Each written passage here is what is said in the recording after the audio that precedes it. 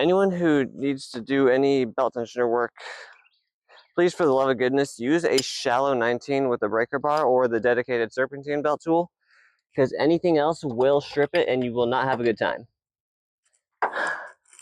I've seen people get away with a 12-point socket, but maybe barely. If you can just go spend $5 to $10 on this socket, you will be fine.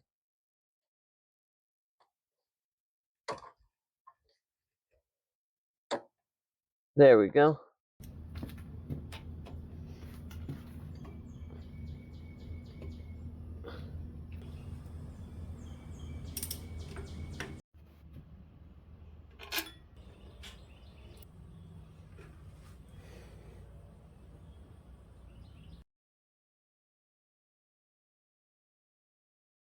Well, let me inform you on something here. The only diagnosis I did was my cluster lights were blinking rapidly and or to the engine's RPM, and I've never done an alternator on this car. Did you check the regulator first? The alternator regulator is inside the alternator. Yeah, but did you check did you get like a whole new alternator? Or? No, that's the one that I stole off the 2CZ. I already had that one. I didn't spend it. I technically did spend money on it, but not really. I didn't like buy a new alternator or anything. Okay. That piece comes off. Yes, the throttle cable. And then I'm going to use a 13mm to take off battery terminal. And I can only hope my audio is being recorded here. The reason I ask is like the problem might only be the regulator. I mean, I also, after it rains or like whenever it's wet out, I do have a squeaky belt, and all the other pulleys are fine. So I hope it's this one. And then now that the battery's disconnected, I'm gonna focus on the wiring loom roughly. I don't think I have to take this off to get the wiring out. Should just be the plug for the AC down here, comes up, and then this latch that holds it up to the alternator itself. And then the alternator plug that I just broke because it's an old plastic piece. Oh no, I didn't break it. I think you just unplugged it. I did. Nice. I'll check my coolant later. Fuck it. This piece comes off, and now I hope that's not an 8mm. I do have an 8mm. I thought it was a 10. Honestly, looks like a 10 to me. I think most things are. Yeah, for some reason it looks like an 8. It's a 10. I'm silly. It just. I doubt that Toyota would buy another ball. Ditch the 13 for a moment. Get the 10 off of here. The ground. Then it's all right to lose this one, but I'd rather not lose it. Bam. That's most, if not all, the wiring. By technicality, this little hex thing on the belt tensioner is 18.5mm. He's on the. It's a very, very tight fit, even with the shallow.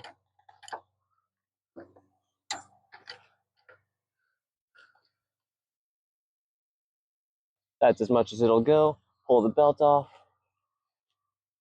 I'm not gonna take the entire serpentine belt off. 12.12mm for the top bolt. Let me get the throttle cable slightly out of my way. Or not. Nah. This thing can move, maybe. AC line is in the way a little bit, but whatever. Ow. I'm gonna leave that kind of in there for now because I want to see what I need to do to get this 14mm bolt out. 3/8 ratchet with a 14mm socket. After a little bit of back and forth, this bolt is out, and it just comes out like that. And then this bolt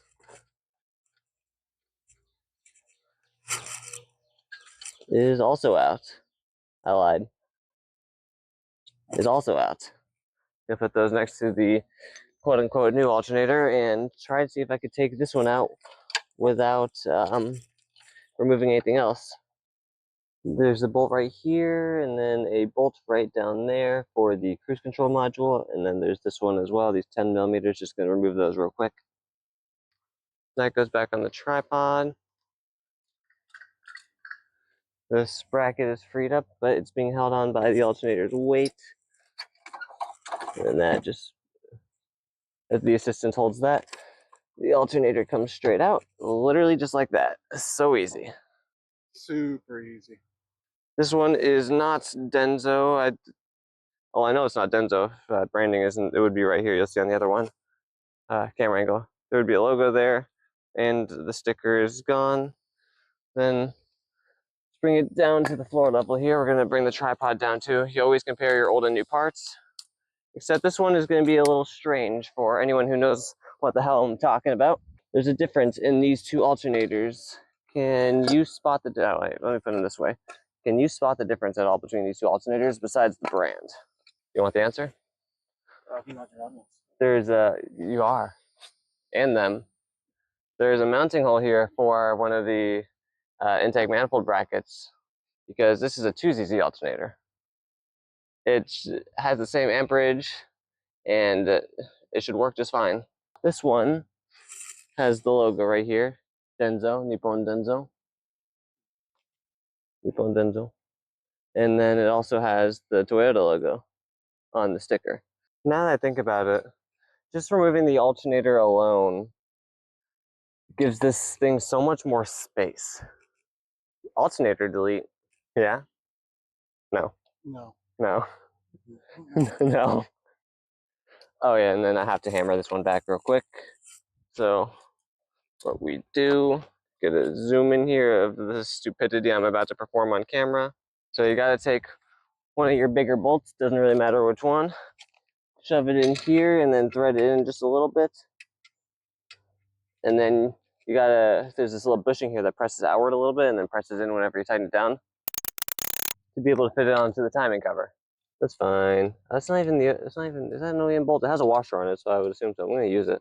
Just a little more, just to be safe. Yep. I think that's in the repair manual. Don't quote me on that. There's a lot of things in the repair manual that you would be surprised about. Well, how is she gonna push this bushing out? I don't know. Fit this bitch into a hydraulic press somewhere? Not in my plan. I mean, brain hurting is brain hurting. Brain hurting. So I tilted this up to fit it in there as much as possible in its normal position, and then I slid the bolt in. Nicer one. That's the old one ZZ's bolt. It's a through bolt, so it's not gonna. Yeah, it'll be fine. Just gonna put the smaller one in first. The valve cover leaked onto the entire timing cover over the years, so it definitely looks like there was an oil leak, but there isn't anymore. I mean, I don't know. This thing might be leaking oil. I thought you said that it does consume oil. It does consume, but not leak. How do you know? I don't. Just by nature, they're not supposed to leak any oil. Okay, so there's an oil leak confirmed. I wouldn't be surprised if this thing's leaking oil somewhere. But I do top it off like once or twice a week, so it doesn't really. So oil leak confirmed. So whether it does leak oil or not. If you are inserting oil into your engine, you have what we call a leak. Yes, but no. Yes. What are you talking? Where does it go? Where does it go? Out the exhaust, honestly. There's not enough oil feed lines on these pistons. And then the rings are something with the rings. I don't know. I think it's just the ring lands. Definitely do your valve cover gasket. Oh my god. Was it the 1990s Nissan Maxima that a coworker owns? The valve cover leaked on. It's a V6, and the one bank is right here. The other's right there. So whenever the valve cover leaks, it leaks directly onto the alternator. Yeah, and then it shot the bearing, and we hooked up a jump pack to it, 14 volts straight. I think it was, yeah, 14 volts straight into the alternator. Started up, it started smoking instantly. Chat, if you are inserting oil into your vehicle needs. They don't need oil potions. Potions? Yeah, like a health potion. You know, like a car doesn't need them. Just gonna use this one to tighten this down since I don't really want to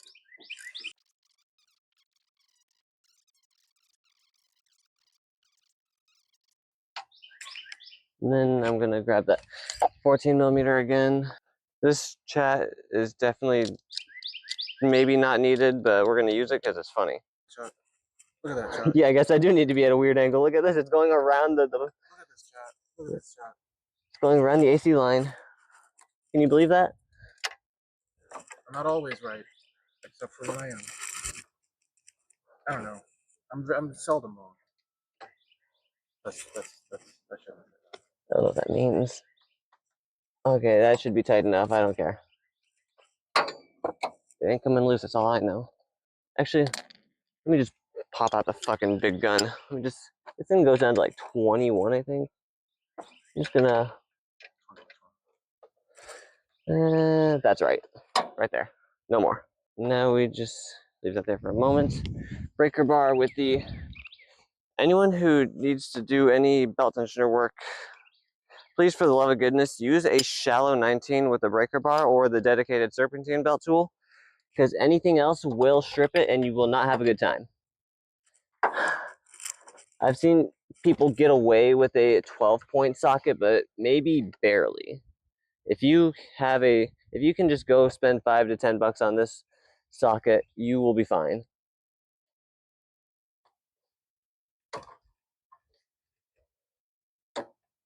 There we go. That's just for the control, not control, whatever.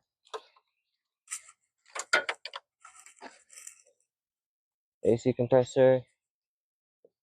This thing. That one. That's the ground. The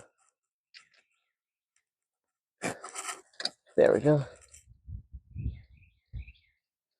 Usually you clean off the ground with this, but my ground is fine, so I don't care. I do care, but I will care later.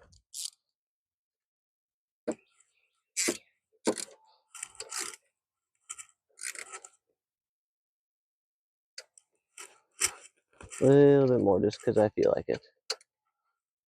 There we go. This thing can go back into its spot. I had to unplug it as well. Actually the connector broke for it, so whatever. It's just cruise control. It's fine. Get the main bolt in here first, or try to get the main bolt in here first. And then the rusted bolt will go back into the rusted bolt spot. Keep the threads consistent, you know. Thank you for shading the camera. I appreciate it. And now I'm gonna start it up, and if you see anything mess up, then just let me know. Should be fine, hopefully.